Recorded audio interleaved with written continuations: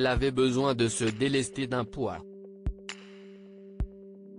Très discrète sur sa vie privée, Hélène de Fougerolles s'est confiée comme jamais récemment à propos de sa fille Shanna, atteinte d'autisme. Des confidences exceptionnelles pour l'actrice, qui a toutefois ressenti il y a quelques années le besoin de noircir les pages d'un carnet, façon journal intime, et qui donne aujourd'hui « T'inquiète pas, maman, ça va aller ». Dans ce livre, elle y parle de son enfance, plutôt difficile durant laquelle elle a dû s'adapter façon caméléon, après le divorce de ses parents lorsqu'elle avait 3 ans.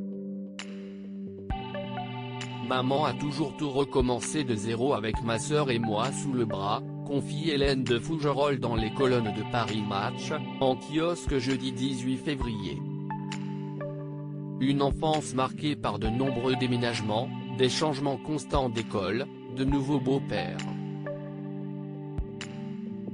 Quand elle devait se remettre à flot, elle, sa mère, nous laissait chez ma grand-mère à Vannes, se souvient la comédienne, qui explique alors y avoir arrêté de croire en Dieu et en l'homme, à cause d'un oncle violent.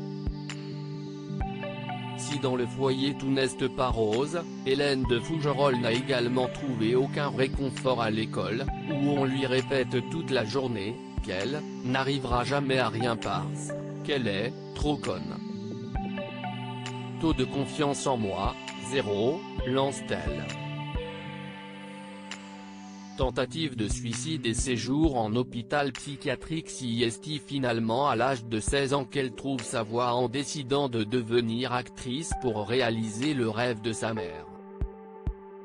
Elle enchaîne alors les rôles dans Bilitis depuis La Reine Margot, mais toujours avec cette ombre du manque de confiance en elle qui plane, et rend la vie d'actrice faite de haut et de très bas. Je me rends compte que je dois toujours prouver, convaincre, que rien n'est jamais acquis. Ma situation s'aggrave à vitesse grand V, se souvient Hélène de Fougerolles, qui enchaîne les périodes d'anorexie et de boulimie, est criblée de dettes et tente même de se suicider. Après un passage en hôpital psychiatrique, elle obtient enfin son premier grand rôle dans Que la lumière soit, d'Arthur Joffé, sorti en 1997. Tournant ainsi la page sur une enfance difficile.